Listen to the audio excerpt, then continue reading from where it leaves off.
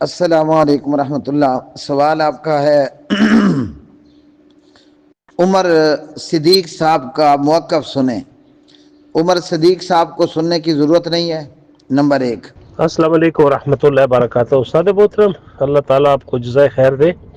یہ جو عمر صدیق صاحب کا کلپ اوپر کسی نے بھیجا، جس کا آپ نے ماشاءاللہ بہت تفصیل سے اور بہت خوبصورت جواب بھی دیا الحمدللہ، یہ کلپ آپ نے سنا ہے شیخ محترم؟ اگر نہیں سنا تو میری ریکویسٹ ہے کہ کوئی وقت اگر آپ کو مصروفیات سے فارغ ہیں تو یہ کلپ آپ ایک دفعہ پورا سن لیں۔ میرے محترم اور پیارے بھائی چودھری عبدالغفور صاحب، آپ کی فرمائش پر عمر صدیق صاحب کا کلپ میں نے سننے کی کوشش کی ہے اور تھوڑا سا جو ہے وہ میں سن پایا ہوں۔ یہاں معاملہ یہ ہے کہ سوال مولی اور جواب گاجر۔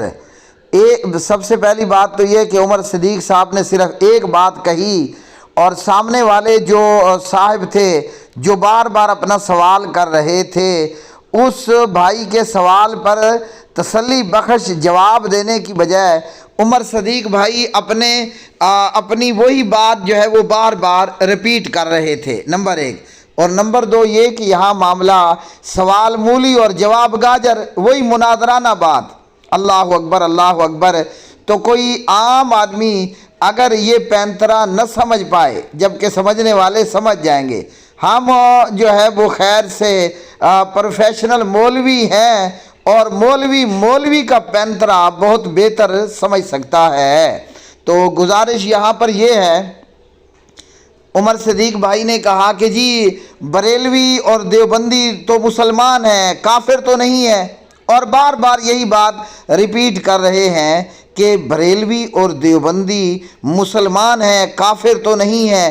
آپ فلاں سے پوچھیں کہ کیا بریلوی اور دیوبندی کافر ہیں، اور پھر یہ کہتے ہیں کہ بریلویوں کا جنازہ ہم پڑھتے ہیں اور پھر ہم بریلویوں کو اپنی بیٹی کا رشتہ دیتے ہیں۔ اللہ اکبر، اللہ اکبر۔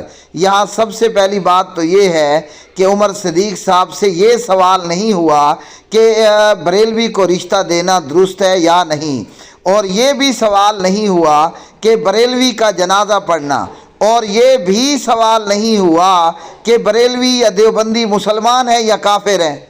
ٹھیک ہو گیا؟ سوال کچھ اور ہے اور عمر صدیق بھائی کچھ اور راگ الاپے جا رہے ہیں۔ تو یہاں میں پہلے تو ایک تو تفصیلی جواب دے چکا ہوں جو کہ آپ ابھی سننے والے ہیں۔ آپ کی گزارش پر میں نے یہ سنا، اور یہ جو چند باتیں عمر صدیق بھائی نے کہی ان کا جواب بھی لگے ہاتھوں سن لیں۔ یاد رکھ لیں کہ مسئلہ یہ نہیں ہے کہ بریلوی دیوبندی کافر ہیں جی یا کہ مسلمان ہیں۔ اللہ اکبر۔ مسئلہ یہ ہے کہ کیا مشرک کے پیچھے نماز ہوگی، اور دوسری بات یہ ہے کہ اہل الحدیث تکفیری نہیں ہے۔ ہم بریلوی اور دیوبندیوں پر کافر یا مرتد ہونے کا حکم نہیں لگاتے۔ ہاں یہ ضرور کہتے ہیں کہ کوئی بھی اگر شرک اکبر کا مرتکب ہوتا ہے تو وہ ضرور جو ہے کافر اور مرتد ہوگا۔ اور اسی طرح یہ کہ جو مشرک اگر کوئی اللہ سبحانہ و تعالیٰ کے غیر کو پوجنے والا مر جائے، وہ کوئی بھی ہو، جو شرک اکبر کا مرتکب ہے، اس کا جنازہ نہیں پڑھا جائے گا۔ اور اسی طرح مشرک اور بدعت کبریٰ کا جو مرتکب ہو، اسے بہن اور بیٹی کا رشتہ بھی نہیں دیا جائے گا۔ باقی تفصیلی جواب یہ آپ کی خدمت میں۔ امامت کی کیا شرائط ہیں؟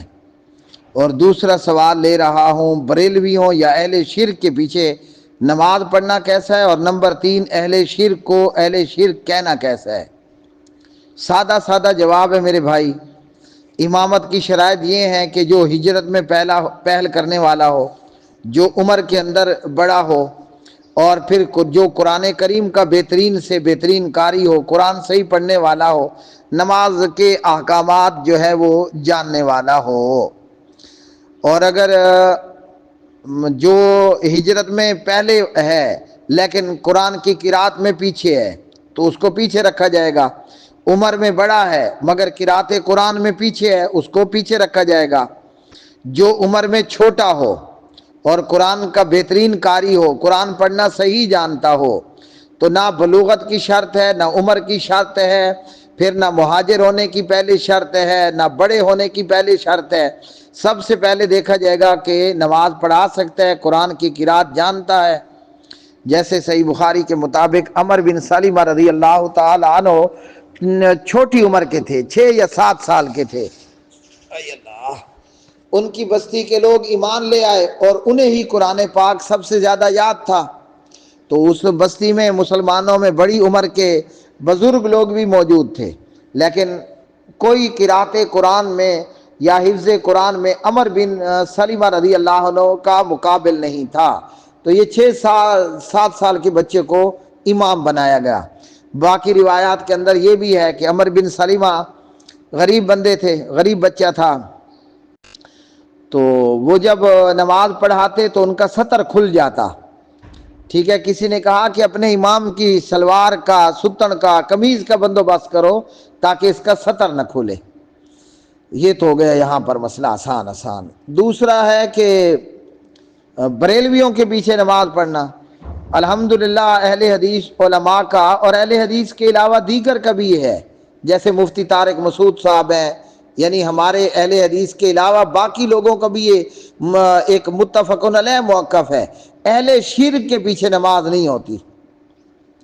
ٹھیک ہے نا، اہل شرک کے پیچھے نماز نہیں ہوتی ہے، وہ کوئی بھی ہو جس کا عقیدہ ہی شرک پر مبنی ہے، بہاول حق بیڑا دک، اللہ کو چھوڑا اور بہاول حق کو آواز لگائی، بری بری امام بری میری کھوٹی قسمت کر دے کھری، اللہ کو چھوڑا اور مردے بری امام کو مدد کے لیے پکار رہا ہے۔ جس کا عقیدہ ہو کہ میں لجپالاں دے لڑ لگیاں میرے کولو غم پرے رہن دے، کہ میں پیروں کا مرید ہوں اور غم مجھ سے دور ہوتے ہیں، تو جناب محمد رسول اللہ صلی اللہ علیہ وسلم سے بھی کائنات میں کوئی بڑا پیر ہے؟ خود پیر غم میں مبتلا ہے، سید عائشہ رضی اللہ عنہ پر تہمت لگ جاتی ہے، اور خود پیروں کے پیر امام الانبیاء محمد رسول اللہ صلی اللہ علیہ وسلم غم زدہ ہیں اور افسردہ ہیں۔ اللہ اکبر۔ اور ان کے جو مرید ہیں حضرت علی غم میں مبتلا ہیں۔ غزوہ خیبر کے موقع پر نبی پاک علیہ السلام نے پوچھا، لوگوں این علی ابن ابی طالب، میرے چاچے ابو طالب کا لڑکا علی کہاں ہے؟ تو بتایا گیا کہ یا رسول اللہ صلی اللہ علیہ وسلم وہ اپنے خیمے میں ہے اور انہیں آشوب چشم ہے، ان کی آنکھوں میں بیماری آئی ہوئی ہے۔ تو نبی اب حضرت علی کن کے مرید تھے؟ محمد رسول اللہ صلی اللہ علیہ وسلم کے تھے نا۔ اللہ اکبر، اللہ اکبر۔ تو یہ کہتا ہے میں لجپالاں دے لڑ لگے ہاں میرے کو غم پرے رہن دے۔ کتنا بڑا غم تھا، کتنا بڑا غم تھا، حادثہ اور صدمہ تھا۔ اللہ اکبر، اللہ اکبر۔ جنت کے نوجوانوں کے سردار، نبی پاک علیہ السلام کے گلاب کے پھول حسین ابن علی کو کرب و بلا میں پہلے ان کے گھر کے لوگوں کو، عورتوں کو، بچوں کو حضرت حسین ابن علی کی آنکھوں سامنے مارا گیا، قتل کیا گیا، اور پھر جناب حضرت حسین کو شہید کر دیا گیا۔ بقول راوی حسین ابن علی نماز میں سجدے کی حالت میں ہے اور ان کا سر کاٹ لیا گیا، یہ تو راوی کا قول ہے۔ ویسے ان کو قتل کیا گیا، شہید کیا گیا، پھر ان کا سر کاٹ لیا گیا، پھر وہ ظالم خبیث حسین ابن علی کی ہونٹوں کے اوپر چھڑیاں مار رہا ہے، تو اس سے بڑا بھی کوئی صدمہ ہوگا؟ تو میں لجپالاں دے لڑ لگے ہاں میرے کو غم پرے رہن دے ہیں۔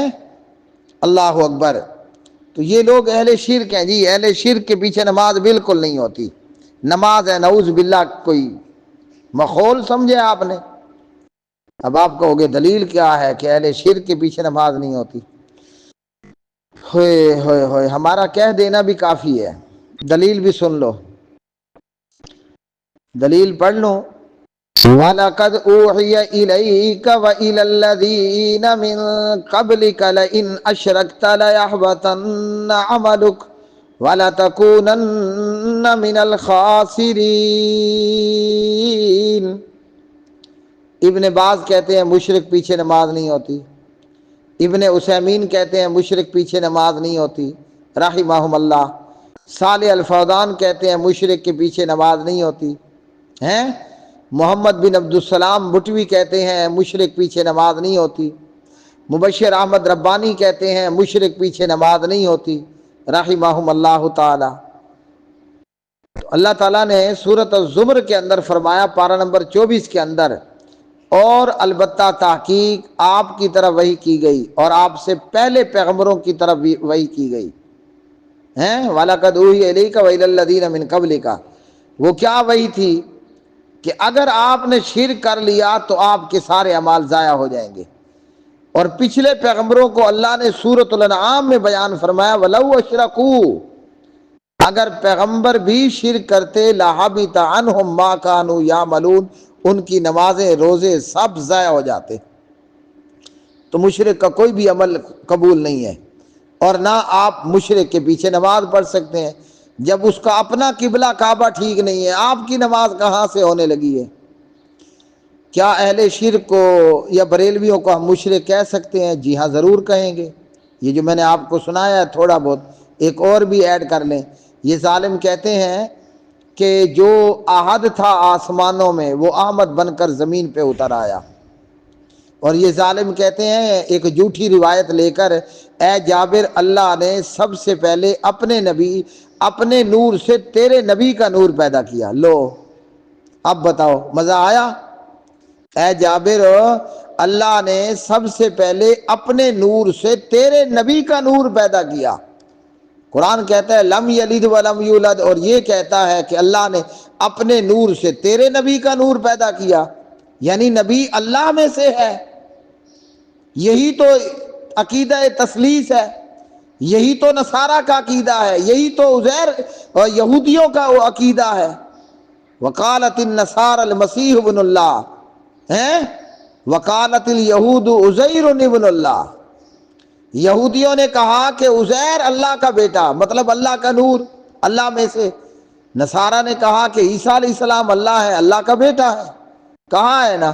اور یہ کہتا ہے کہ جابر اللہ نے سب سے پہلے اپنے نور سے تیرے نبی کا نور پیدا کیا، تو کدھر گیا لم یلد ولم یولد؟ نہ اس نے جنا نہ وہ جنا گیا۔ تو بریلویوں ہی کو اہل شرک کہا جائے گا۔ اگر بریلوی بہاول حق بیڑا دھک مشرک نہیں ہے تو پھر کیا عمر صدیق بھائی کو مشرک کہا جائے گا؟ دو میں سے ایک تو مشرک ہوں گے، یا عمر صدیق مشرک ہے ہیں، یا عمر صدیق بے ایمان ہے، یا بریلوی مشرک ہے۔ اور ہم یہ تو کہہ نہیں سکتے کہ عمر صدیق بے ایمان ہے۔ عمر صدیق ہمارا بھائی ہے، اہل توحید میں سے ہے، وہ صاحب ایمان ہے، تو پھر آلریڈی کہنا پڑے گا کہ جو باول حق بیڑا دک کہہ رہا ہے، جو بری بری امام بری میری کھوٹی قسمت کر دے کھری کہہ رہا ہے، جو اللہ کو چھوڑ کر قبر کا طواف کر رہا ہے، جو بیت اللہ کو چھوڑ کر قبروں پر چادریں ڈال رہا ہے، جو حجر اسود کی بجائے اپنے پیر کی قبر کو بوسے دے رہا ہے، تو یہ تو مشرک ہے، اسے تو مشرک کہنا پڑے گا۔ اگر یہ مشرک نہیں ہے تو پھر یہودی بھی مشرک نہیں ہے۔ اگر پیر کی قبر کا طواف کرنے والا، پیر کی قبر کو سجدے کرنے والا، پاک پتن کی قبروں کو سجدے کرنے والا اگر مشرک نہیں ہے تو پھر تو یہودی بھی مشرک نہیں ہے۔ جو دولے شاہ کا دربار بنا لے، جو کانواں والی سرکار کا دربار بنا لے، جو کتے والی سرکار کا دربار بنا لے، جو مگر مچھوں والی سرکار کا دربار بنا لے، جو کھوتوں والی سرکار کا دربار بنا لے، جو کچھووں والی سرکار کا دربار بنا لے، جو بدروں والی سرکار کا دربار بنا لے، اور ان بابوں کی قبروں کو سجدہ کرے، اگر یہ مشرک نہیں ہے تو یہودی جو پیغمبر کو پوجے وہ بھی مشرک نہیں ہے۔ کوئی اگر ان قبر چٹوں کو مشرک نہیں کہتا تو اسے چاہیے کہ یہودیوں کے متعلق بھی کہنا پڑے گا کہ یہودی بھی اہل توحید ہیں، نصارہ بھی اہل توحید ہیں۔ اگر دولے شاہ کی قبر کو پوجا کرنا، سجدہ کرنا شرک نہیں ہے، قسم اللہ کی پھر عزیر کو ابن اللہ کہنا بھی شرک نہیں ہوگا۔